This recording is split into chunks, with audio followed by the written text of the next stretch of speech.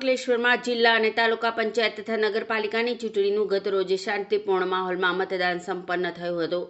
સાંજે મતદાન પૂરું થતાં બૂથ પરના પ્રિસાઇડિંગ ઓફિસર દ્વારા ઉમેદવારોના પ્રતિનિધિઓની સહી લઈ ઈવીએમ મશીનોને ખાસ પેપર સીલથી સીલ કરવામાં આવ્યા હતા અને વહીવટીતંત્ર દ્વારા ઈવીએમ મશીનો સહિતની સામગ્રીને સુરક્ષિત રીતે રિસીવિંગ સ્ટ્રોંગ રૂમ ખાતે લાવવામાં આવ્યા હતા। નગરપાલિકાની ચૂંટણીના ઈવીએમ મશીનોને આદર્શ હાઈસ્કૂલ ખાતે સ્ટ્રોંગ રૂમ ખાતે લાવવામાં આવ્યા હતા, જ્યારે જિલ્લા અને તાલુકા પંચાયતના ઈવીએમ મશીનોને જીનવાલા હાઈસ્કૂલ ખાતેના રિસીવિંગ સ્ટ્રોંગ રૂમ ખાતે ડિસ્પેચ કરવામાં આવ્યા હતા। આવતીકાલે મતગણતરી હાથ ધરવામાં આવશે।